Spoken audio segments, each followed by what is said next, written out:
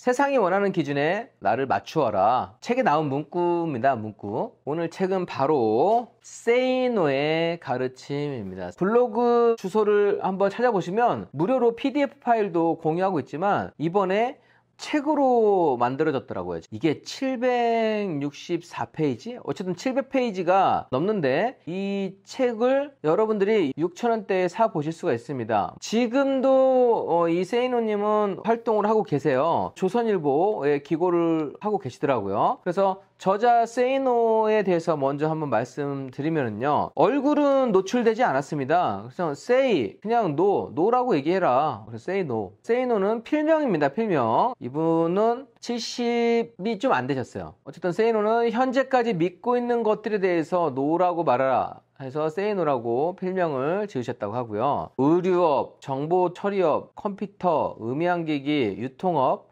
무역업, 정말 다양한 이런 것도 하셨고, 뭐 외환투자, 그 다음에 특이한 거는 이 부동산 경매를 하셨다는 부분입니다. 이건 제가 경매를 시작하기 전부터 경매를 하셨더라고요. 그리고 주식, 이것까지 하기 때문에 이렇게 보면은 정말 다양한 경험을 하신 분이고요. 그 다음에 어떠한 배경 없이, 이것도 강조하시더라고요. 정치적인 인맥이 없이 그냥 홀로 자수성가해서 현재 1천억 이상 자산을 이루겠다고 말씀하십니다. 본인 생각에 대한 칼럼을 하나씩 적어 두신 거를 모아서 이게 책으로 된 거기 때문에 책 자체가 막 구성이 막 있게끔 되어 있지 않지만 대신에 또 정말 다양한 주제의 글들을 읽어볼 수가 있습니다. 이렇게 천억대 부자 세이노님이 왜 책을 쓰셨나? 이 지금 세상에 그냥 사람들이 겉에서 보이는 거하고 그 내면하고는 좀 달라요. 겉만 보는 거는 대중들의 생각인 거고 그 안에 속성을 볼 수 있어야지만이 좀 세상에 대한 이치나 깨달음을 얻을 수가 있는데 지금 세이노님이 올리는 글들이 덧붙여서 전파가 되고 위선에 대한 제재가 가해질 거다. 그러니까 즉 거짓들이 많이 걷어질 거라고 그런 기대에서 이렇게 쓰셨다고 하고 계속 강조하십니다. 나의 실체를 알아달라. 나는 허상이 아니다. 나는 진짜로 부자이기 때문에 진짜로 성공하는 것, 이 세상의 이치에 대해서 좀 얘기를 하고 싶다.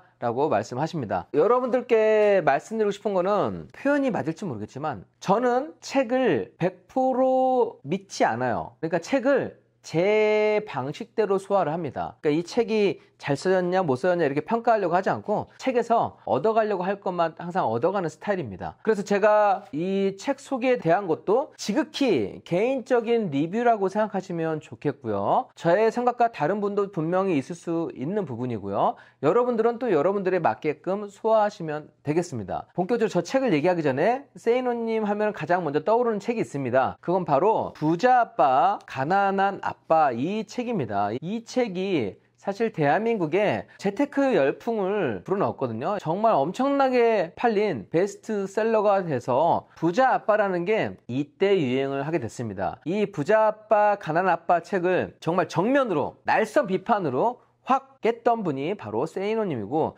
그로 인해서 이 부자 아빠 열풍이 확 식었다 해도 과언이 아닐 겁니다. 세이노님이 이 책에 대해서 안 좋게 얘기를 하셨는데 그 부분도 먼저 한번 좀 얘기를 해드리면 여러분들이 이해가 잘 될 것 같아요. 부자 아빠, 가난한 아빠 저분을 인정하지 않았던 이유는 사업이나 부동산, 뭐 주식을 통해서 성공하고 그 다음에 책을 써야 되는데 거꾸로 됐다. 책을 잘 쓰고 책에서 번 돈으로 부동산이나 임대사업을 하게 된 거다. 즉 이분은 그냥 작가지 사실 원래 사업가가 아니다. 그러면 얼마나 팔렸는데 보니까 야, 전 세계 4천만 부 이상을 판매했으니까 사실 책 판 금액만 해도 정말 어마어마한 금액이라고 할 수 있겠습니다. 1997년에 미국에서 출간되고 109개국에서 출판됐다고 하니까 원래 이론가였는데 이론가에서 책으로 돈 벌고 번 돈으로 부동산을 구입해서 임대사업을 하는 거야.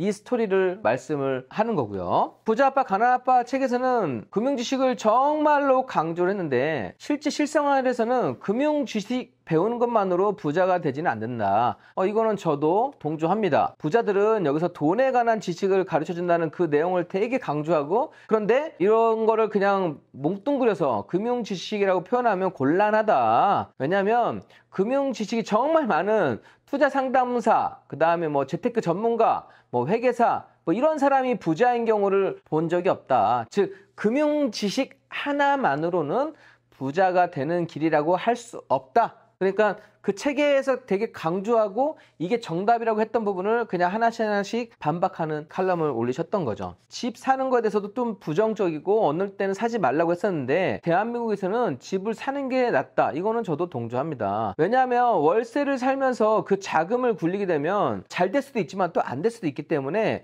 기본적으로 집을 산 후에 다른 거를 여벌 투자를 하게끔 하는 게 좋다고 생각하는데 여기서는 월세 살고 나머지로 투자를 해라. 그렇게 하면 우리나라 현실에서는 결국 빚에 쫓기게 된다. 이게 한국적 상황에서는 자기 집이 없어서 잃어버리게 되는 이 삶의 질도 생각을 해야 되는데 재테크, 그다음 투자의 시작은 일단은 내 집 마련이고 그 다음에 다른 수익성, 현금 흐름 이런 걸 가는 게 맞다고 생각을 합니다. 그래서 맞는 말씀을 많이 하셨어요. 그럼에도 불구하고 인생책이라고 하면 저는 부자 아빠 가난한 아빠예요. 그 저자의 본질을 파헤쳤을 때는 아쉬움도 들고 실망감도 있었지만 저도 약간 마음에 스크래치가 나더라고요. 왜냐면 제가 정말 좋은 책이라고 생각했는데 실상이 저러하다고 하니까 약간의 실망감이 되면서 멘탈이 살짝 흔들리기도 했지만 저는 좋은 것만 건진다고 했잖아요. 실질적으로 저는 부자가 되는 방법을 몰랐는데 부자가 되기 위해서는 내가 일을 하지 않아도 노동 수입이 아닌 그냥 다른 부동산, 다른 투자, 이런 사업장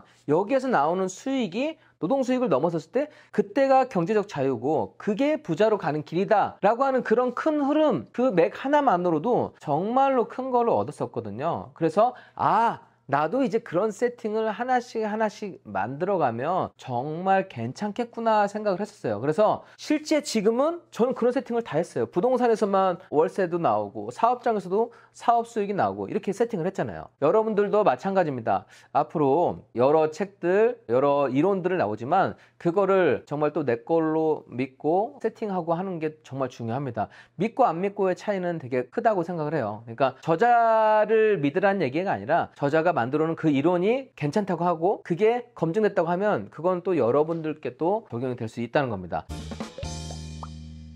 세이노님 책에 나오는 좋은 글귀 몇 가지를 또 소개해 드리도록 하겠습니다. 삶을 대하는 자세, 세상이 원하는 기준에 맞추어라. 자, 어느 직업을 가졌든 세상으로부터 더 많은 경제적 대가를 얻어내려면 그 대가를 결정하는 세상이 무엇을 원하는지 알고 있어야 된다. 이것도 좋은 문구예요. 일단은 내가 중요한 게 아니라 직업이 중요한 게 아니라 그 대가를 결정하는 세상이, 그러니까 상대방이 무엇을 원하는지, 즉 항상 상대에서 답을 찾는 게 중요한 거고요. 성공한 사람은 어떤 일이 잘못되면 그 책임과 원인을 자기 자신에게서 찾고 절대 세상에서 핑계를 찾지 않는다. 저도 마찬가지죠. 제가 얘기했던 부분 중에서 내가 노력해서 바꿀 수 있는 것에만 집중하지 외부 탓해봤자 인생이 절대 바뀌지 않는다고 했습니다. 즉 그거는 성공한 사람들의 특징이기도 합니다. 세상이 원하는 기준은 당신이 생각하는 것보다 훨씬 더 높고 넓고 깊다. 겸손해야 된다는 얘기죠. 세상의 기준에 맞춰서 일을 하고 내가 최고라고 생각하면 안 되고 겸손해야 되고 그래야지만이 부자가 된다. 변화가 없는 삶은 불행하다. 이거는 개인뿐만 아니라 국가에도 적용이 되지 않나 생각을 합니다. 사람은 자신의 삶의 변화를 스스로 일으켜 그 어떤 분야에서든지 자신의 가치를 계속 증대시켜 나갈 때, 그러니까 내가 멈춰 있으면 안 되는 거예요. 꾸준히 공부하고 노력해 가면 계속해서 가치를 더 만들어 갈 수 있고 이런 행복을 맛볼 수가 있습니다. 남이 하면 따라하고 남이 좋다면 박수치는 그런 삶이 아니라 내가 주체적으로 할 수 있는 그런 삶을 살면 좋겠다. 어제와 오늘이 같고 내일이 같은 삶은 이미 죽은 삶이다. 내가 무언가 목표가 있고 그 목표를 향해서 하나씩 추구를 해가는 게 이 삶이 괜찮은 것 같아요. 늙을 때까지도 가장 젊게 사는 사람은 배움을 놓지 않는 사람입니다. 이거는 뭐 어느 분야에든 적용될 수 있는 아주 좋은 말씀이라고 생각을 합니다. 부자들의 쇼윈도 앞에서 서성이지 말아라. 우리가 인생의 한 번에서는 혹독한 시기를 겪은 다음에 그 다음에 여유를 가져야만 하는데 이 혹독한 시기라고 하는 거는 우리가 종잣돈을 모으고 어떤 시기예요? 종잣돈을 모으고 공부를 완성하는 시기예요. 이것만 되면 그 다음부터는 내 돈이 이렇게 눈덩이처럼 불어나는 거를 경험할 수가 있거든요. 자, 그런데 지금 사람들은 이 혹독한 시기 없이 내가 쓸 것 다 쓰고 공부도 안 하고 그렇게 젊음을 망치는 경우가 많습니다. 저는 늘 강조했잖아요. 이 혹독함을 갖추고 그 다음에 이 시기만 좀 버티면 그 다음부터 여유를 살 수 있는데 오히려 이 시기 안 갖추고 처음부터 욜로로 그냥 살려고 하고 그 다음에는 계속 일을 해야만 하는 거잖아요. 노동을. 나이가 젊어서 누구든지 노력해서 부자가 될 수 있는데 그 몇 년의 기간 동안에는 부자들의 쇼윈도 앞에서 부자처럼 소비하려고 부자처럼 보이려고 그런 거 안 하셨으면 좋겠어요. 조금만 혹독한 시기 돼서 아예 수입을 충분히 만든 다음에 그러고 나서도 40, 50대 돼서도 얼마든지 멋지게 살 수 있으니까 그렇게 하시면 좋을 것 같습니다. 하나 더 얘기하도록 하겠습니다. 세이노님은 상당히 경매 투자를 많이 하셨고 경매에 대한 지식도 제가 볼 때는 상당히 깊더라고요. 세이노님께서도 되게 강조하셨습니다. 경매는 무조건 해야만 한다. 왜냐? 경매는 절대 손해보지 않는다. 절대. 제가 얘기하는 원금 보장이 100% 되는 재테크가 도대체 어디 있어요. 예. 경매는 수익을 감안해서 입찰가를 적어내니까 내가 낙찰이 안 되면 일단 입찰보증금 돌려받잖아요. 그러니까 원금 보장이 100% 되는 겁니다. 2008년 금융위기에 세이노님께서 경매 시장을 기웃거려라 라고 쓰셨더라고요. 제가 2008년도에는 저는 이제 여러 칼럼들을 막 보지 않았었는데 경매에서 낙찰을 많이 받고 있다고 제가 행복재테크에 올렸던 기억이 있는데 그리고 이 당시에 제가 한 50에서 60 이 정도에서 많이 받았는데 감정가에 정말 60%도 안 되는 맛있는 물건, 예. 분당도 막 그렇게 떨어졌으니까요. 예. 용인도 말할 것도 없고요. 가짜 유치권, 특수물건까지 말씀을 해주셨습니다. 유치권 같은 경우도 같이 있으면 더 낮은 가격에 매입할 수 있으니까 자 그런 걸 노려라 하는 거는 그런 것도 공부하라 라고 하신 거 보면은 지금 2008년인데 지금 2023년이잖아요. 이 시기에 다시 위기의 시기에도 항상 이런 부분이 좀 적용된다고 생각하시면 되겠습니다. 그러니까 한번 배워두시면 평생 활용할 수가 있어요. 모르는 동네에는 절대 가지 마라. 아는 지역부터 잘 하라 라고 말씀을 해주셨습니다. 전문가라고 모든 걸 맡기지 마라. 돈이 없을 때도 재테크에 관한 지식은 미리 축적해 놓고 있어야 된다. 저는 이 부분 제가 동감합니다. 돈이 없을 때 오히려 공부에 완성을 해놔야 돼요. 돈이 있고 나서 공부에 집중하는 분은 많이 못 봤어요. 오히려 돈이 없을 때 저는 돈을 모아가면서 공부했을 때가 오히려 집중을 해서 완성을 했었습니다. 내가 먼저 알고 나서 투자를 해야지만이 제대로 할 수 있는 거고 내가 웬만큼 기본은 알아야지 정직한 경매 전문가를 비용으로 선택할 수 있다. 그러니까 컨설팅 비용으로 다른 사람에게 의뢰를 할 수 있다는 얘기입니다. 내가 아무것도 모르는 상태에서는 저 사람이 사기를 칠지 안 칠지 모르는 거예요. 내 자신이 부자 될 수 있는 거를 공부하길 저는 추천드려요. 내 자신이 내 자산을 늘려가는 그런 방법을 아는 게 중요합니다. 여기까지 오늘 세이노의 가르침 책을 소개해 드렸습니다. 여러분들 내용 어떠셨나요? 삶과 경매 정말 다양한 칼럼을 쓰셨는데 얻어갈 수 있는 부분이 상당히 많이 있습니다. 그리고 지혜 부분도 많이 있고요. 내가 소화할 수 있는 내용 소화하면서 하면 좋을 것 같습니다. 그리고 제가 말씀드렸지만 여러분들이 자기에 맞게끔 좋은 거를 하나씩 봐야 드린다고 하면 계속해서 더 발전해 가는 거를 볼 수가 있을 겁니다.